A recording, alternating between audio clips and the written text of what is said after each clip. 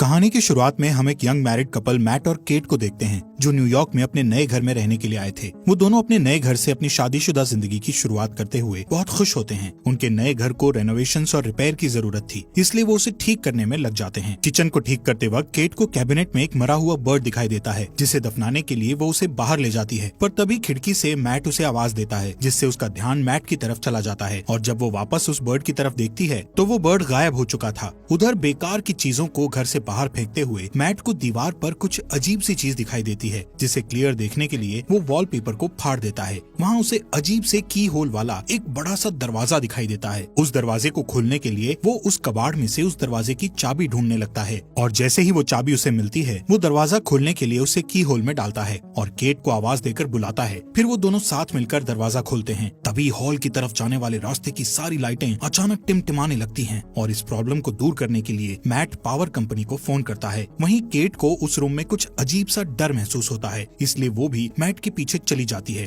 अगले दिन उनकी लाइट की प्रॉब्लम को ठीक करने के लिए पावर कंपनी से एक ऑपरेटर आता है। उसे ये देखकर हैरानी होती है कि बेसमेंट के सारे वायर्स कुछ अजीब तरीके से एक दूसरे से जुड़े हुए थे और देखने में बहुत पुराने जमाने के लग रहे थे। जब मैट उस ऑपरेटर को लाइट ठीक करने के लिए कहता है, तब ऑपरेटर उससे कहता है कि उसने आज तक इस तरह की चीजें पहले कभी नहीं देखी। वहाँ से जाने से पहले वो ऑपरेटर मैट को बताता है कि उस घर के पहले मालिक का मर्डर उसी घर में हुआ था। ये शॉकिंग न्यूज सुनकर मैट इस घर के बारे में रिसर्च करना शुरू कर देता है। एक पुराने न्यूज आर्टिकल को पढ़कर मैट को पता चलता है कि मरने वाले कपल का नाम पॉल और मैडलिन शेफर था, जबकि सस्पेक्ट की पहचान नहीं हो पाई थी और उसे जॉन नाम से पुकारा जाता था। मैट एक आर्टिस्ट था, इसलिए वो अपने स्केच पैड पर जॉन की तस्वीर बनाने की कोशिश करता है। थोड़ी देर बाद वो आराम करने के लिए मिस्टीरियस रूम में जाता है और वहाँ बैठकर एक बोतल शराब की पीकर खत्म कर देता है। लेकिन यहाँ पर उसे एक और बोतल शराब पीने की इच्छा होती है कि तभी लाइट्स टिमटिमाने लगती है और अचानक शराब की एक और बोतल उसके सामने हाजिर हो जाती है, जिसे देखकर मैट हैरान हो गया था। उस बोतल को अच्छी तरह देखने के बाद वो इस नतीजे पर पहुंचता है कि ये रूम किसी भी इच्छा को पूरी कर सकता है। दूसरी साइड लिविंग रूम की लाइट्स के टिमटिमाने की आवाज से केट की नींद टूट गई थी। वो मैट को अपने पास न देखकर उसे ढूंढने के लिए ऊपर की तरफ जाती है। वहाँ जाकर वो देखती है कि पूरा रूम नई चीजों से भरा हुआ है और उन सब के बीच मैट बहुत ही खुश दिखाई दे रहा था। वो कैट को वैन गॉग की कीमती पेंटिंग दिखाते हुए बताता है कि उस रूम में किसी भी विश को पूरा करने की ताकत है। केट इसे मैट का कोई मजाक समझकर हंसी में उड़ा देती है, पर अपने हस्बैंड की गंभीरता को देखकर वो इसे चेक करने के लिए $1000 की विश करती है।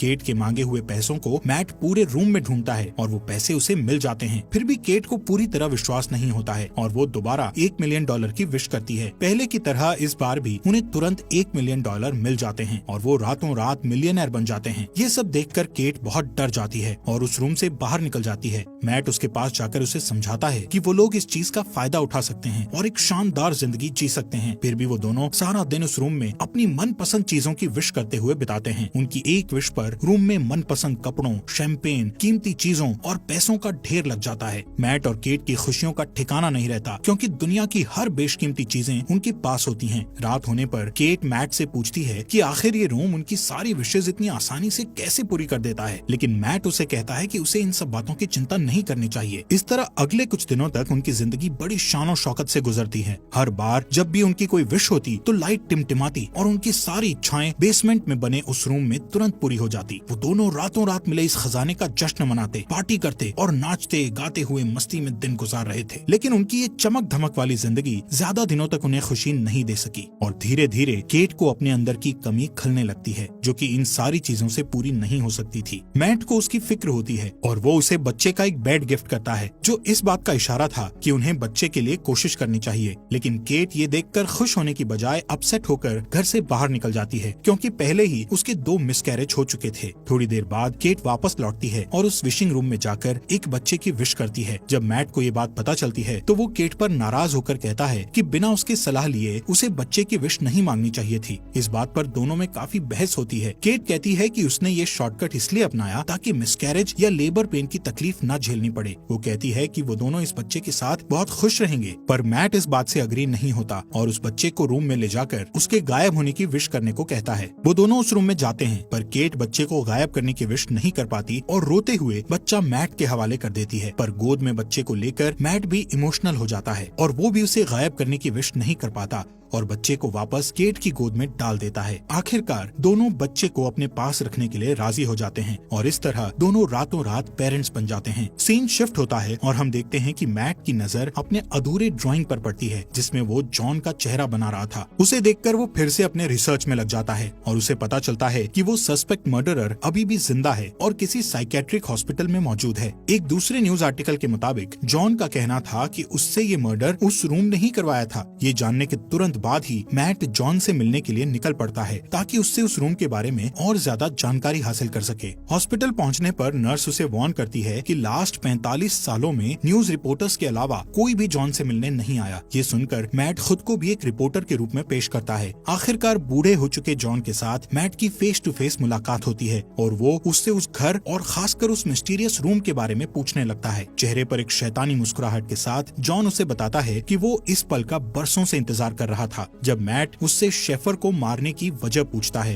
तब वो कहता है कि इसके अलावा उसके पास और कोई चारा नहीं था। फिर बात को बदलते हुए वो मैट को जितनी जल्दी हो सके उस घर को छोड़ देने के लिए कहता है और कहता है कि जिस इंसान की इच्छाएं पूरी नहीं होती उससे ज्यादा खतरनाक वो इंसान होता है जिसकी सारी इच्छाएं पूरी हो जाती हैं। इसके बाद मैट घर लौटते वक्त एक गैस स्टेशन पर गैस डलवाने के लिए रुकता है, पर जैसे ही वो अपने वॉलेट से पैसे निकालता है तो देखता है कि उसके सारे पैसे डस्ट बन जाते हैं। ये देखकर वो तुरंत घर पहुंचता है और इस बात को कंफर्म करने के लिए उस रूम में रखे सारे पैसों को बाहर फेंक देता है। साथ ही वैन गॉग की उस पेंटिंग को भी दरवाजे के बाहर रख देता है। फिर उन सारी चीजों को डस्ट में बदलते हुए देखकर वो समझ जाता है कि वो लोग उस रूम से मिली किसी भी चीज को घर के बाहर नहीं ले जा सकते, नहीं तो वो सारी चीजें डस्ट में बदल जाएंगी। मैट गुस्से में दीवार को तोड़ देता है ताकि रूम की मिस्ट्री को जान सके, पर उसके अंदर उसे उलझी हुई वायर्स के सिवा कुछ नहीं दिखाई देता। उन वायर्स को ट्रैक करना मैट के लिए नामुमकिन था। फिर वो दीवार पर लगे कुछ वॉलपेपर्स को फाड़ता है तो उसे वहाँ उस घर का मैप दिखाई देता है जिसमें उसे सारे वायर्स के कनेक्शन की जानकारी मिलती है। इसी बीच केट बच्चे को गोद में लिए बाहर की तरफ चली जाती है, पर मैट उसे ये कहकर रोक देता है कि बच्चे को बाहर ले जाना सेफ नहीं है। वो उसे असल वजह नहीं बता पाता। कुछ दिनों बाद एक दिन बच्चा किसी दर्द की वजह से जोर जोर से रोने लगता है और केट से नहीं संभलता। तब मैट उसकी हेल्प करने के लिए बच्चे को गोद में ले लेता है और उसे चुप कराने के लिए बाहर निकल जाता है, पर कुछ ही सेकंड्स में वो बच्चा बड़ा होने लगता है और जब वो लोग वापस घर में घुसते हैं तो देखते हैं कि वो एक बड़ा बच्चा बन चुका था। उस रात मैट केट को बताता है कि वो रोम उनकी हर विश को पूरी कर सकता है, पर वो उसकी दी हुई चीजों को घर से बाहर नहीं निकाल सकते, वरना वो चीजें पुरानी होकर डस्ट में बदल जाएंगी। ये सुनकर केट को बहुत दुख होता है और वो कहती है कि उनका बच्चा कोई सामान नहीं है जिसे वो लोग बाहर नहीं ले जा सकते। उसे अपने बच्चे से बहुत लगाव होता है। वो उसे अपना बेटा ही मानती है और उसका नाम शेन रखती है। अगले कुछ दिनों तक केट शेन को घर पर ही पढ़ाती है और उसे समझाती है कि वो घर के बाहर नहीं जा सकता क्योंकि बाहर डेंजरस जर्म्स हैं जो उसे नुकसान पहुंचा सकते हैं। एक दिन जब केट उसे पढ़ा रही होती है तो वो बाहर जाने की जिद करने लगता है। वो कहता है कि उसने जिंदगी में एक बार भी घर के बाहर कदम नहीं रखा। उसे घर के अंदर सिर्फ दीवारें देखना अच्छा नहीं लगता था, लेकिन केट उसकी सेफ्टी के लिए उसे बाहर नहीं जाने दे सकती थी। इसलिए वो हर बार घर के अंदर आते और घर से बाहर जाते समय दरवाजे पर ताला लगा दिया करती थी ताकि शेन गलती से बाहर कदम ना रख सके। एक दिन उसे मैट का ऑर्डर दिया हुआ एक पैकेज मिलता है तो वो उसे लाकर मैट को दे देती है, पर गलती से फ्रंट डोर लॉक करना भूल जाती है। मैट को पार्सल के अंदर एक ब्रांड न्यू गन मिलती है जिसे वो संभाल कर रख देता है। इस बीच केट पियानो बजाने में बिजी हो जाती है और मौके का फायदा उठाकर शेन चुपके से फ्रंट डोर की तरफ बढ़ता है। वो बाहर की दुनिया देखने के लिए बहुत एक्साइटेड था, इसलिए अपने हाथ को दरवाजे से बाहर निकालकर ताजी हवा को महसूस करता है कि तभी केट की नजर उस पर पड़ती है। वो दौड़कर उसके पास जाती है और अपने बेटे को गले लगा लेती है। उसे सही सलामत देखकर केट को राहत मिलती है। फिर मैट और केट दोनों मिलकर शेन को बाहर जाने से रोकने के लिए पूरे घर की खिड़कियों में लकड़ी के तख्ते लगा देते हैं। उस रात केट की नींद खुलती है तो वो देखती है कि शेन उसकी बेड के पास खड़ा है और वो उससे उसके पास सोने की परमिशन मांगता है। फिर शेन उससे कहता है कि वो हमेशा उसके साथ रहना चाहता है, जिसे सुनकर वो प्यार से उसे अपने गले लगा लेती है। शेन को उसकी बातों से तसल्ली नहीं मिलती और वो कुछ सोचने लगता है। फिर हम देखते हैं कि अगले कुछ दिन मैट अपने गन से शूटिंग की प्रैक्टिस करता रहता है।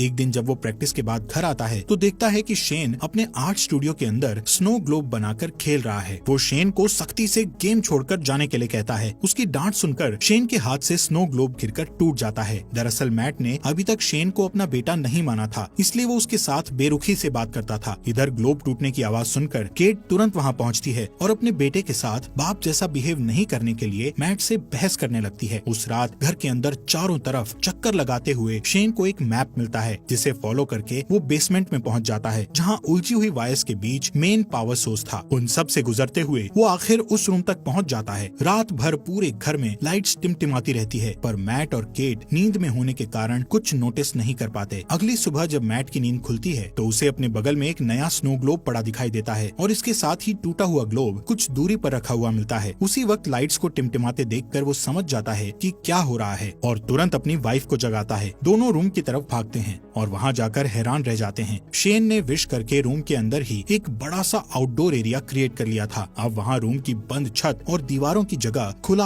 आसमान और एक बहुत बड़ा फॉरेस्ट था जहाँ शेन स्नोमैन बनाने में बिजी था। केट अपने बेटे की बनाई हुई शानदार दुनिया को देखकर खुशी से इमोशनल हो जाती है और उसके साथ खेलने लगती है, जबकि मैट को बहुत गुस्सा आता है और वो उसे हाथ पकड़कर वापस घर के अंदर ले आता है। इस घटना से दोनों के बीच शेन को रूम में जाने और खेलने देने की बात पर बहस होने लगती है। मैट कहता है कि ये खतरनाक हो सकता है, पर केट को ऐसा नहीं लगता। उनकी बहस चलती रहती है कि तभी फोन की घंटी बजती है और परमिशन नहीं होने के बावजूद शेन फोन उठा लेता है, पर जल्दी ही मैट उससे फोन छीनकर खुद बात करने लगता है। दूसरी तरफ जॉन की आवाज सुनकर उसे हैरानी होती है। शेन से बात करके जॉन को पता चल चुका था कि उन लोगों ने एक बच्चे की विश की थी। उधर किचन में रखे एक दूसरे फोन से केट उन दोनों की सारी बातें चुपके से सुन लेती है। जॉन उससे कहता है कि शेन को बाहर की दुनिया में आजादी से घूमने देने के लिए उसे केट की जिंदगी की कुर्बानी देनी पड़ेगी, यानी जब केट मर जाएगी तो शेन पूरी तरह से आजाद हो जाएगा और एक नॉर्मल इंसान की तरह जी सकेगा। फिर उसकी उम्र भी नॉर्मल इंसान की तरह ही बढ़ेगी। वो मैट को ये राज भी बताता है कि वो भी रूम का ही दिया हुआ एक बच्चा था। तब उसकी माँ ने उसके बाप को मार डाला था और उसे बड़ा करके खुद को मारने के लिए कहा था ताकि उसका बेटा आजाद हो सके। फिर वो मैट से कहता है कि उसके पास दो ऑप्शंस हैं, या तो वो केट को मारकर शेन को बचा सकता है या फिर शेन को मारकर केट को बचा सकता है। ये सारी बातें सुनकर केट को बहुत दुख होता है और वो घर छोड़कर चली जाती है, जिससे मैट को उसकी फिक्र होने लगती है। केट खुद को मारने के लिए अपनी कार का एक्सीडेंट करना चाहती थी, पर वो ऐसा नहीं कर पाती। इधर घर पर शेन के साथ मैट का बिहेवियर पागलों जैसा हो जाता है और वो उसकी सारी चीजें फेंक देता है, यहाँ तक कि उसका स्टूडियो तक तहस नहस कर डालता है। फिर थोड़ी देर बाद वो शेन के लिए डिनर तैयार करता है, जो कि कुछ दूर रखे डाइनिंग टेबल पर बैठा होता है। शेन उससे ढेर सारे सवाल पूछने लगता है, जिससे चिढ़कर वो शेन को बता देता है कि वो उनका असली बेटा नहीं है और ना ही उसके कोई पेरेंट्स हैं। इतना ही नहीं, वो गुस्से में आकर शेन को फ्रंट डोर से बाहर निकाल देता है, पर शेन डरकर वापस ऊपर चला जाता है। कुछ ही देर में मैट को अपनी गलती का एहसास होता है और वो शेन के रूम में जाकर उससे माफी मांगने लगता है। फिर शेन उसे स्टोरी पढ़कर सुनाने को कहता है और सारी रात वो दोनों साथ में सोते हैं। जब केट वापस घर लौटती है तो उन दोनों को एक साथ सोते देखकर उसे बहुत अच्छा लगता है। उस रात मैट और केट दोनों इंटीमेसी में बिजी होते हैं कि शेन छुप कर उन्हें देख लेता है। फिर वो उनके सोने का इंतजार करता है और जैसे ही वो सोते हैं, शेन चुपके से फ्रंट डोर की चाबी चुरा लेता है। अगले दिन सुबह मैट और केट फ्रंट डोर को खुला देखकर समझ जाते हैं कि शेन बाहर गया होगा। तभी घर के एक अलग हिस्से में शेन को देखकर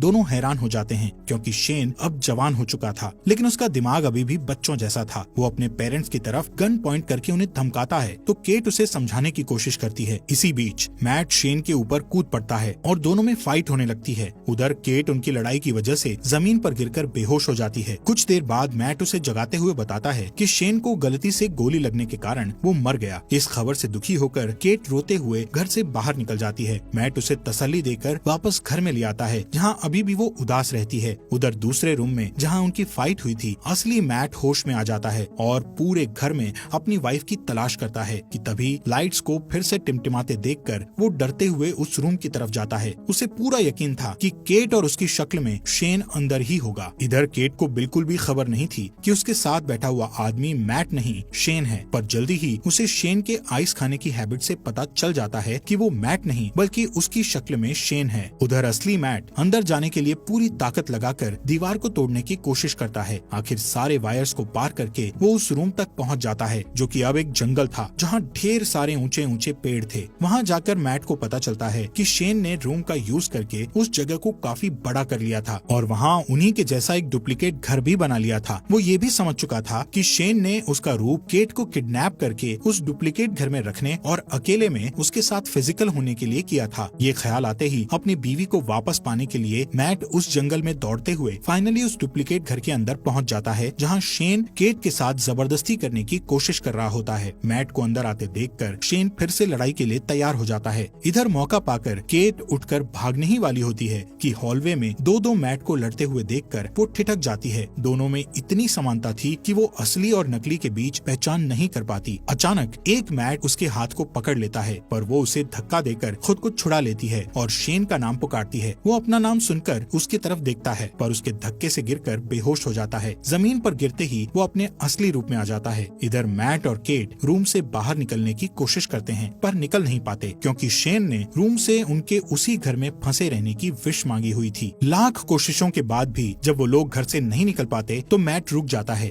और वहाँ से निकलने के लिए कोई उपाय सोचने लगता है कि अचानक फिर से वहाँ शेन आ जाता है और मैट को चाकू घोंपकर मार डालता है। फिर वो केट को समझाने की कोशिश करता है, पर तभी उसे एहसास होता है कि वो दरअसल उनके क्लोन थे, जबकि असली मैट और केट दौड़कर रूम के बाहर जंगल की तरफ भागते हैं और उन्हें पकड़ने के लिए शेन भी उनके पीछे भागता है। मैट और केट के चकमा देने की वजह से वो और भी ज्यादा गुस्से में होता है। असली घर में पहुंचते ही शेन मैट पर अटैक कर देता है, पर मैट उसे अपने साथ खींचकर घर के बाहर ले आता है। अपनी जान को खतरे में देखकर शेन वापस दरवाजे की तरफ भागता है, पर उसके अंदर घुसने से पहले ही केट दरवाजा बंद कर लेती है। शेन मम्मी कहकर उसको पुकारता है और केट घर के अंदर से उसे बूढ़ा होते हुए देखती रहती है। धीरे धीरे उसकी बॉडी गलने लगती है और अंत में वो डस्ट में बदल जाता है। उसकी गलतियों के बावजूद केट उसकी मिट्टी को हाथ में लेकर बहुत रोती है, क्योंकि उसने उसे अपना बेटा मानकर काफी समय उसके साथ बिताया था। फिर मैट उसके पास आता है और दोनों एक दूसरे को गले लगाकर अपना दर्द कम करने की कोशिश करते हैं। फिर सीन शिफ्ट होता है और हम देखते हैं कि 1 महीने बाद वो एक छोटे से घर में सेटल हो जाते हैं और सुकून से रहने लगते हैं। पर थोड़े ही दिनों बाद केट डरते हुए अपना प्रेगनेंसी टेस्ट करती है और रिपोर्ट पॉजिटिव आती है। वो बहुत उलझन में दिखाई देती है, क्योंकि उसे पता नहीं होता कि वो बच्चा मैट या शेन में से किसका है। हालात पहले से बेहतर होने के बावजूद उसे लगता है कि वो अभी भी उस रूम में है, क्योंकि लाइट्स फिर से टिमटिमाने लगी थी। इस स्टोरी में हमें दिखाया जाता है कि मैट और केट रूम की दी हुई दौलत के नशे में पूरी तरह से अंधे हो जाते हैं। विशेष पूरी करने की जादुई शक्ति के मिलने से वो अपनी ख्वाहिशों के मामले में कुछ ज्यादा ही लापरवाह हो जाते हैं। यहाँ तक कि कई मिसकैरेज होने के बाद भी वो रूम से रेडीमेड बच्चे तक की ख्वाहिश कर बैठते हैं।